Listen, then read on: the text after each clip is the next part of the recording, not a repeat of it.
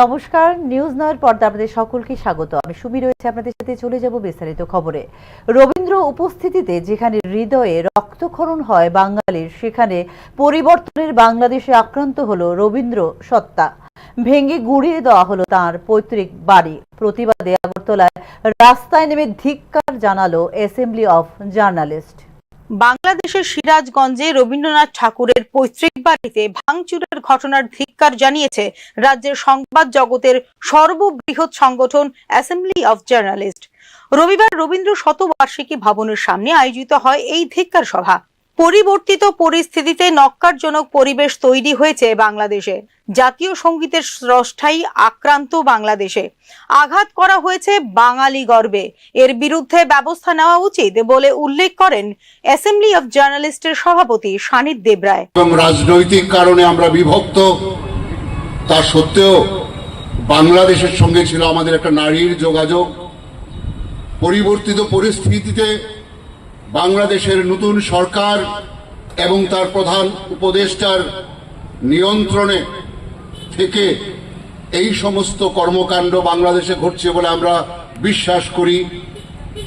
একটা অত্যন্ত ন্যক্কারজনক অসাংস্কৃতিক পরিবেশ সেখানে গড়ে তোলা হচ্ছে, যেখানে ভাইয়ে ভাইয়ের মধ্যে দাঙ্গা লাগানো হচ্ছে, নারীদের উপর লাঞ্ছনা নেমে আসছে এবং সার্বিকভাবে সংস্কৃতিকে জলে চুবিয়ে মারার অবস্থা হয়েছে। এমনি একটি অবস্থায় রবীন্দ্রনাথ যে বাদ থাকবেন না তা নিয়ে কোনো সন্দেহ নেই, কিন্তু তবুও বোধহয় কোথাও সন্দেহ ছিল এই কারণে যে এই দুটি দেশের জাতীয় সঙ্গীত রচিত হয়েছে রবীন্দ্রনাথের কলম ধরে। তার মস্তিষ্ক প্রসূত, তার মেধা প্রসূত এই যে দুইটি গান, দুইটি জাতীয় সঙ্গীত দুই দেশের, এটা চরাচর বিশ্বকে মুগ্ধ করে রাখে।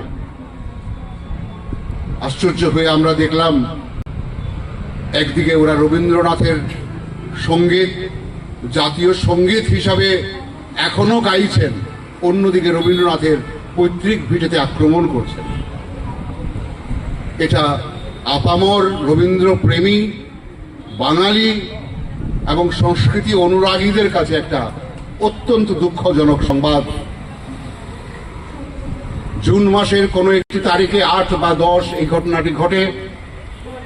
এর প্রতিবাদে এই ন্যক্কারজনক ঘটনাকে ধিক্কার জানাতে সংস্কৃতি প্রিয় মানুষেরা দুই বাংলায় সমবেত হয়েছেন। বাদ যায়নি কাছাড়, ত্রিপুরা, আমেরিকা, কানাডা সহ বৃহত্তর পৃথিবীর বিভিন্ন অঞ্চলে যেখানে যেখানে সংস্কৃতি প্রিয় এবং বাঙালি মানুষ রয়েছেন তারা প্রতিবাদ জানিয়েছেন। আমরাও আমাদের কলমে শিল্পীরা যারা উপস্থিত আছেন তাদের কবিতায়, তাদের গানে, তাদের কথামালায় এর বিরুদ্ধে তারা প্রতিবাদ ধ্বনিত করেছেন, ধিক্কার সূচিত করেছেন। তা সত্ত্বেও আজকের এই দিনে আবার আমরা একসঙ্গে সমবেত হয়েছি।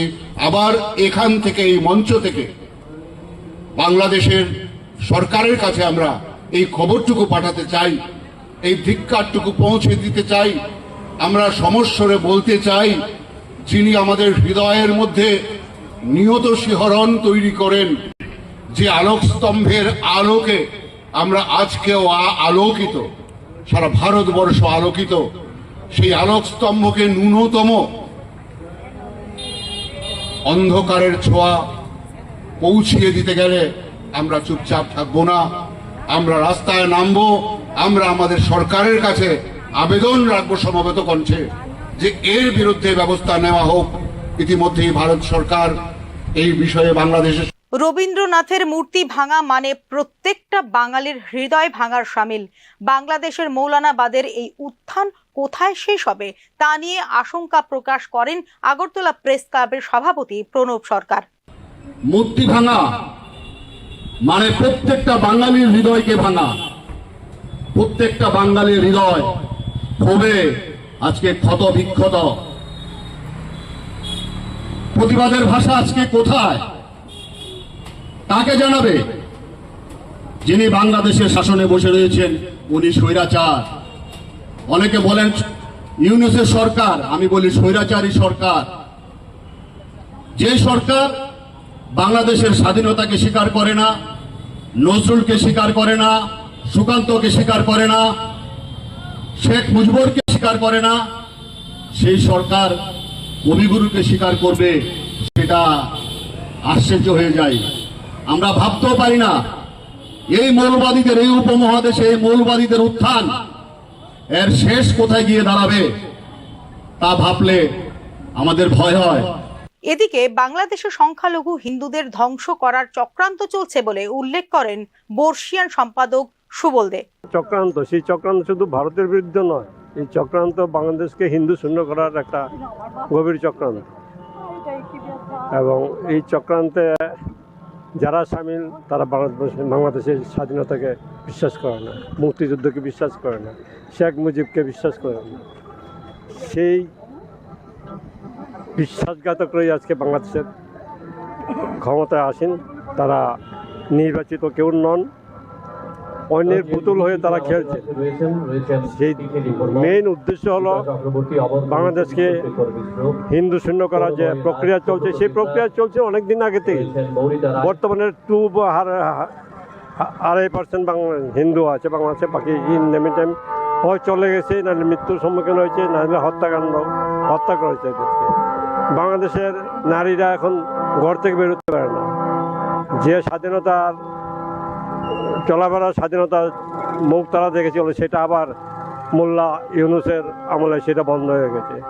এটা অস্বাভাবিক পরিস্থিতি চলছে বিশ্বে, যা অন্য দেশে দেখা যায় না।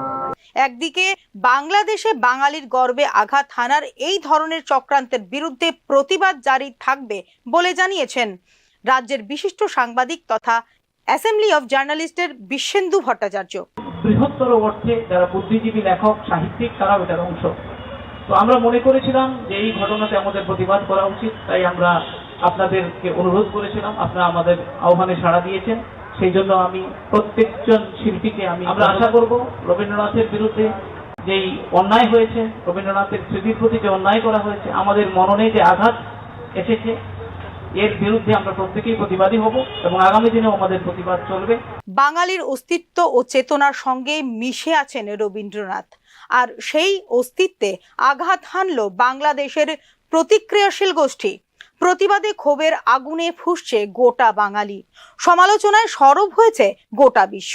বাঙালির গর্বে আঘাত হানলে প্রতিবাদের ভাষাও সেই রবীন্দ্রনাথ, তা আরো একবার দেখিয়ে দিল assembly of journalist. Bureau report, news now. বাঁধ সংস্কারের ক্ষেত্রে বরাদপ্রাপ্ত ঠিকাদারের অবহেলার কারণে দুর্ভোগের শিকার সাধারণ মানুষ। প্রতিবাদে কৈলাসহরের লক্ষ্মীছড়া ব্রিজের উপর বিক্ষোভ অবরোধ করেন সাধারণ মানুষ। গত 1.5 মাস পূর্বে গোটা কৈলাসহর মহকুমা সহ কৈলাসহর শহর এলাকার বাঁধের সংস্কার কাজ শুরু হওয়ার পর বৃষ্টিপাতের কারণে বাঁধ সংস্কারের কাজ কিছুদিন বন্ধ থাকার পর ফের বাঁধ সংস্কারের কাজ শুরু হলেও খোদ কৈলাসহর পুর পরিষদের কালীপুর এলাকার বাঁধের অবস্থা রয়েছে খুবই ভয়ানক অবস্থায়। ছোট বড় কোনো ধরনের গাড়ি যাতায়াত করতে পারছে না বাঁধের ওপর দিয়ে, এমনকি পায়ে হেঁটেও স্বাভাবিকভাবে চলাফেরা করতে পারছেন না সাধারণ মানুষ। কয়েকবার কাজের বরাত প্রাপ্ত ঠিকাদারকে এবং সংশ্লিষ্ট দপ্তরের আধিকারিকদের জানানোর পরও কোনো ধরনের পদক্ষেপ গ্রহণ করেননি কেউই। তাতে প্রচন্ড ক্ষুব্ধ হয়ে রবিবার বিকেলে কৈলাসহরের কালীপুর এলাকায় লক্ষ্মীছড়া ব্রিজের ওপর রাস্তা অবরোধ করে বিক্ষোভ প্রদর্শন করেন এলাকাবাসী। হালকা পাতলা বৃষ্টি হইলে ডোজারে মাটি সমান করতে পারে, তাই এমন ডোজার আনছে যেটা সমান করতে পারে না, অর্ধেক করে অর্ধেক না। এই ধরনের ডোজার দিয়ে তাই মাটি সমান করেও না। আচ্ছা ঠিক আছে, বৃষ্টি যদি পড়ছে সমান করছো না, এখন তো শুকনা আসলো 4-5 দিন থেকে তো শুকনা। তুমি অন্য সাইডে কাজ করাইতো, তোমার মেশিন আইতাছে না, তুমি এই কইতাছো সেই কইতাছো, কিন্তু কখন যে শুকনার সময়টা তুমি তো মেশিন দিয়ে রাস্তাটা অন্তকে সমানটা করিয়া দাও। মাটি ফালাও না ফালাও এটা হলো তোমার ব্যক্তিগত ব্যাপার, তুমি লইছো তোমার কেমন, তুমি তো রাস্তা হাঁটার মতন মানে মানুষ দুজন যে হাঁটতে পারে এরকম তো একটা সমানত করিয়া তো এটাই। বাঁধের উপর মাটি ফেলে মাটিগুলো ভারী মেশিন দিয়ে কিংবা ড্রজার দিয়ে সামনে করে না দেবার ফলে বাঁধের উপর দিয়ে কোনোভাবেই চলাফেরা করা যাচ্ছে না। বাঁধের উপর চলাচলের জন্য কিংবা গাড়ি যাতায়াতের জন্য সম্পূর্ণ অযোগ্য হয়ে যায়। এর ফলে নিত্য প্রয়োজনীয় জিনিসপত্র এমনকি রান্নার গ্যাস সিলিন্ডারের গাড়িও প্রবেশ করতে পারছে না এলাকায়। আজকে আপনারা মূলত কেন পথ অবরোধ করছেন? বান্ধের কাজ মাটি দেওয়া হয়েছিল, দেওয়ার পরে তো এখন মাটিগুলা এখন মিলানি হইতেছে, আবার কিছু জায়গাতে মাটি রইয়া গেছে। আমরা চাইতেছি মাটি মিলানি এবং মাটি ফালানি হইতে। আজকে বহুদিন ধরে আমরা রুগী লইয়া যাওয়া আসা, গ্যাসের সিলিন্ডার লইয়া যাইতে আইতে অসুবিধা হয়। সাধারণ মানুষ এদিকে যাইতে পারে না, বহু বেশি টাকা দিয়ে যাইতে হয়। এটা কোন বান? হ্যাঁ, কোন বান এটা? খালিপুর কোয়ার্টার। মাটি দিয়ে সমান করছে না। আজকে বহুদিন ধরিয়া আমরা আটকেও দেখতে পারি না, আমরা পুরো রাস্তার মধ্যে আসতে পারে না, আর রাস্তা উঠলেও মানে গড়িয়া পড়ে। বড় মানুষও আটকে যাওয়া যায় না। অসুস্থ রুগী লইয়া একটা কোনো বেলা আমরা ইমার্জেন্সি একটা রুগী লইয়া হসপিটালে যাইতে আমরা কিভাবে ঘর থেকে বেরিয়ে রুগীটা লইয়া বেরিয়ে। যারা মাটি ফেলাইছে, যারা ঠিকাদার, তারা কইছিলেন তারা বলছে ডজার ফাইটাছে না, মাটিটা সমান করবো। আমরা চাই আমরা রাস্তাটা তাড়াতাড়ি সমান করে দেওয়া, মাটিটা নাহলে কত বড় চলবো। একদিকে ঘটনার খবর পেয়ে সেখানে ছুটে আসে স্থানীয় পুলিশ প্রশাসন। পরবর্তী সময়ে প্রশাসনিক হস্তক্ষেপে নিয়ন্ত্রণে আসে পরিস্থিতি। অবিলম্বে সংস্কার কাজ সম্পন্ন করে বাঁধের সড়কটিকে চলাচলের যোগ্য করার দাবি জানিয়েছে সংশ্লিষ্ট এলাকাবাসী। Bureau report, news now. কর্তব্যরত অবস্থায় গোলাঘাটি বিধানসভার অন্তর্গত কাঞ্চনমালা প্রাথমিক স্বাস্থ্য কেন্দ্রের চিকিৎসকরা হলেন আক্রমণ এবং অকথ্য গালাগালির শিকার।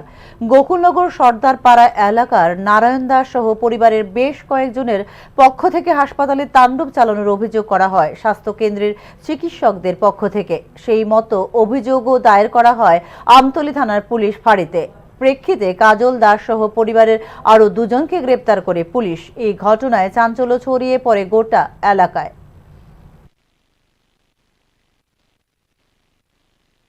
তো কর্তৃপক্ষ ডাক্তারবাবু ডক্টর অনুপম স্যারে স্যারে রাতারাতি রুগীটারে দেখা ডেক্সে দেখেছে বলছে এটা শ্বাসকষ্টের প্রবলেম।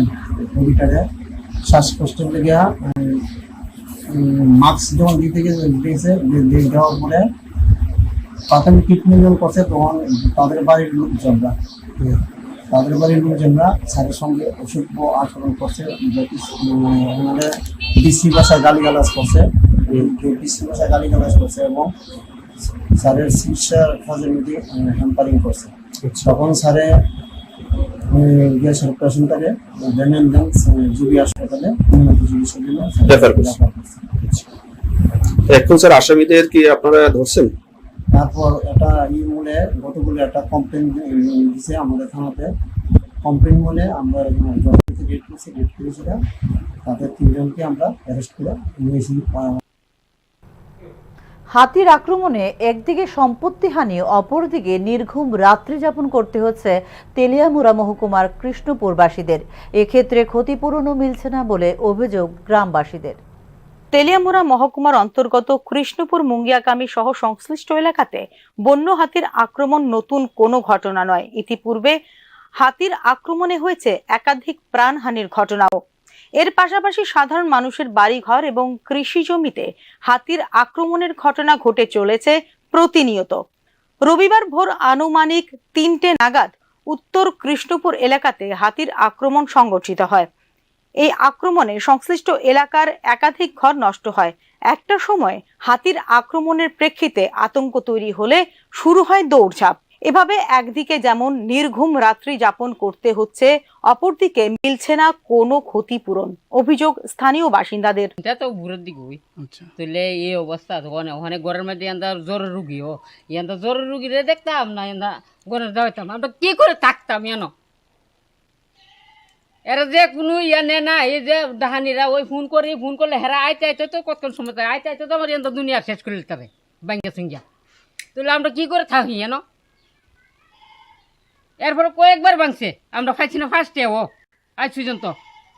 কাগজ দিছিলেন বন দপ্তর একবার দিছি না, ওই আমার রান্নাঘর ভাঙ্গা লাগছে, ডেক গ্রুপ ফরেস্টের স্টাফরে উড়ানো বই আমি চা খাওয়াইছি এই বৃষ্টির মধ্যে। এরা এইভাবে দেখিয়া গেছে, দেখিয়া গেছে যাক যেমনি আপনারা পাই দেবো, কিন্তু আমরা একটিও সাধারণ মানুষদের বক্তব্য হচ্ছে বারবার ক্ষতিপূরণের নামে তাদের সাথে অনেকটাই মশকরা করা হচ্ছে। এই অবস্থায় দাঁড়িয়ে তাদের একটাই দাবি, ক্ষতিপূরণের প্রয়োজন নেই, শুধুমাত্র উদ্যোগ গ্রহণ করে লোকালয় থেকে হাতিগুলোকে দূরে রাখার ব্যবস্থা করতে হবে সরকারকে। আগে গণেশ আমার নাকটা ভাঙছে, লেপিন ভাঙছে, আমি কোনো সাহায্য পাইছি না। আমি গরিব মানুষ, যদি কাজকর্ম করে খাইছে, যদি রাত্রে নাক মাতিরি বাচ্চা কাচ্চা লিয়ে দূরে গিয়ে একজন লোক একজন পইরা মরে, তাহলে কি হইব কোন? কিন্তু আমরা ক্ষতিপূরণ লাগতো না, কল গণেশ যত দূর আছে গণেশ নিত গা, আমরা কোনো সমস্যা নাই। গণেশ বিয়ে করতে কন, আর কোনো কথা নাই। কেন আমরা সারাদিন পরিশ্রম করেছি, মাটি কাজ করি, লাকড়ি বেশি, বেঁচে শান্তিতে নাক মাতারি বাচ্চা কাচ্চা লিয়ে যদি নাক মাতারি, তাহলে তো কোনো করার নেই আমার। কিন্তু গণেশ দূরে পাঠান, আমরা ক্ষতিপূরণ লাগতো না।